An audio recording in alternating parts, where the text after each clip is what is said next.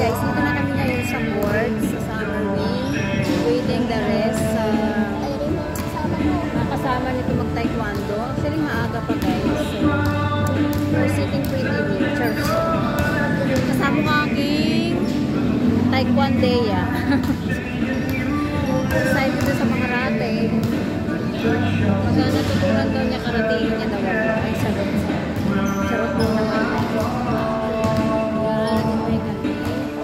Wala pa sila guys. Basketball pa rin. Kunti pa lang actually sila. Waiting pa. Bukas, wala silang taekwondo guys. Every week, once in 1 month, in 1 week, sa 2 weeks lang, which is Thursday, Friday, ang taekwondo nila guys. So, give this ay grabe for her. Kaya, dito na kami ngayon. Hinintay ko pa yung mga friendship.